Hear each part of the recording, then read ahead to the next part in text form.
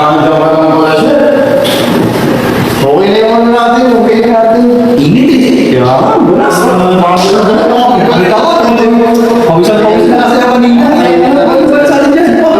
na, naka-prepare na lahat yan. Okay na. Ano naman? Meron ka ng petit four at hindi. Petit.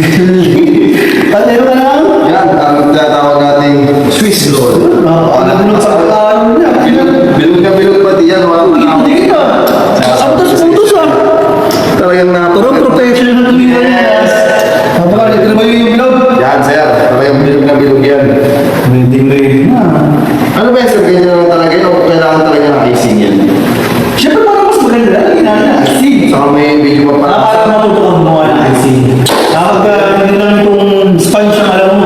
Oo, sa bagay. Kapag mag-negosyo ka, Ang kailangan ng mga icing. ang happy birthday ko yun. Yun. Ano ba yun? Okay yan. So, Ayan, mag-icing tayo.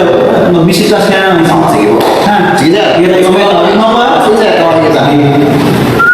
2,000 years later. Okay na to. Sabi mo, chef.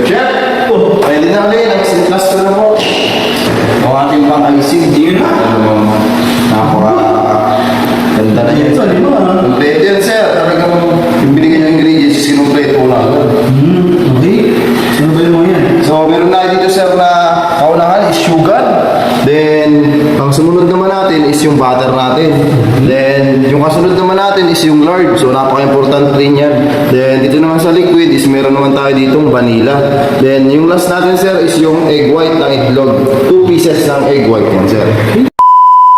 Okay, yan, sir. Naka-ready na lahat. So, pwede na natin simulan. Kompleto na. Naka-ready na Pero bago natin simulan, kasi yung butter natin, dapat matigas yan. Kailangan Pero hindi yung tigas na solid talaga. Kailangan, kahit pa paano, i-press mo siya. Yes, sir. Dapat pa. Kung ano. Mapansin mo, may press na. Yes.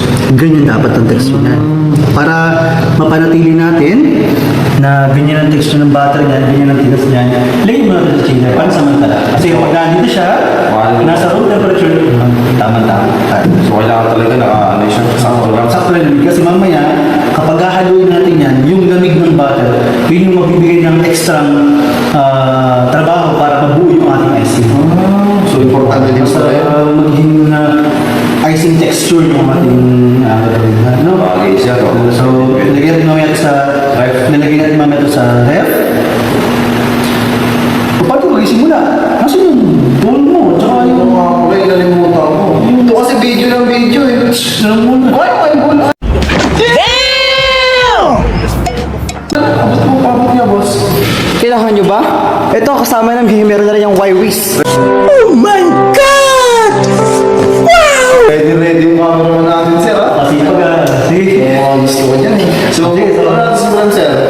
Una, pagaling mo naman yung sugar. Sugar. Tsaka yung egg white. Egg white. So, bakit kailangan agad natin inalo ito, sir? Para mamaya, kapag ilagay natin doon, hindi siya magluluto.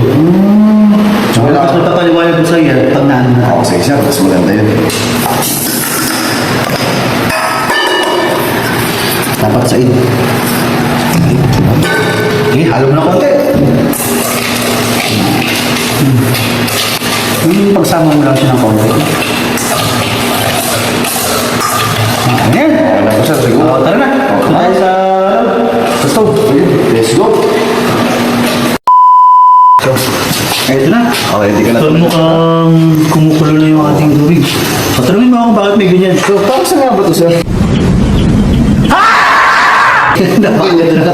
Medyo makakaganda tayo dun, ha? Yes!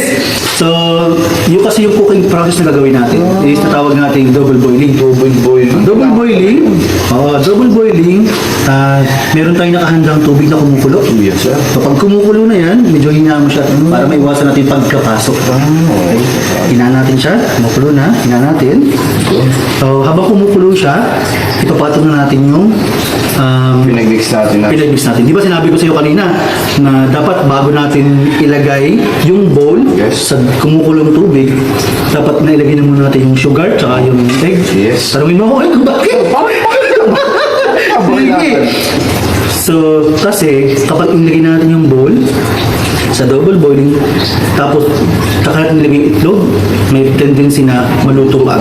Sa bagay, maluluto. So ngayon, hinalo mo na si sugar at si egg white, hindi na siya basta-basta maluluto. Pagpatog mo dyan, kailan mo to? Sige, sir. Dahan-dahan mo siyang ihalo. Kaya siya muna dahan-dahan ihalo para yung sugar mag-melt. May tamang halo. Yes, tamang halo. Kailangan mo lang muna. Kailangan, yung itlog, yung egg white, kapag ginaganon mo na siya, hindi na siya parang bubo. Dapat dire-diretso yung pagkakabagsak niya. Ayun, medyo bubo pa, no? Kailangan dahan-dahan mo muna, no? Okay? Hanggang sa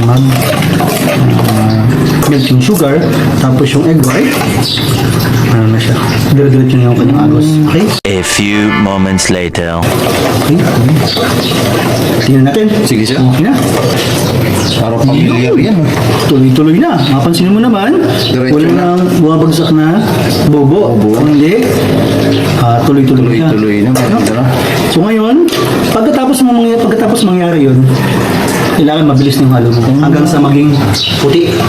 Ha? Pag wala ng buo, sir, kailangan. Para siyang style, parang ang texture na ay parang condensed milk. Matigas-tigas na. No? Halo mo siya. Ganito, mabilis. Mekos. Amigos. Ganun. Gusto mo subukan? Sige, sir. Subukan natin. Makaplit yun. Sige, halo mo na yan. Yung pamilyar to, ha? 2,000 years later. Chef, okay na ba to?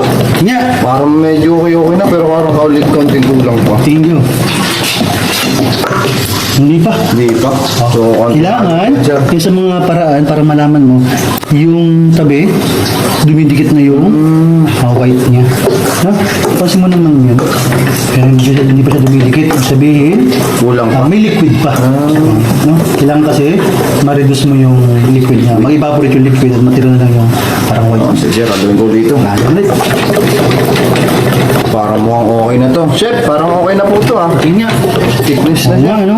Yan sa mga paraan para malaman mo kung okay na, habang hinahalo mo siya, dumadami ng linya. Sige, alin mo. Ayun nga, sir. Ito, ang dami ng linya, di ba? Opo. Dumidikit na ba sa tabi yung icing? Sige mo nga. May dikit na, sir, oh. Oo, ano? Hindi na siya wala nang liquid. Pwede na. Kaya nga. Formal. Sige, sir. Makita mo ang agos niya? Oo. Ganyan na. So, nag-reduce na yung liquid. Okay? So, pag ganyan ang texture, ayos na natin sa pagkakaboil niya. Sige, sir. Tapos, dadalhin na natin dun sa station mo para dun continue haluin. Kasi kailangan itong palamigin. Okay? Kasi natin siya. Make sure, pag alis ka, Bye. patay ha. Yes, Okay? sir. Tara. Let's go. Ay, pansin mo? Hindi parang ano na siya. So ngayon, kailangan natin siya i-mix na konti para maging parang clay naman. So habang nahalo natin, kailangan palamigin din natin siya. So, kapansin mo, tigas na siya. Tumitigas na. Palamigin natin. Kapag pinapalamig, hinahalo. No? Kailangan kasi, para mas maganda yung paggawa mo sa icing, kailangan tick siya ng konti. Para masyadong medyo pagkakalimig.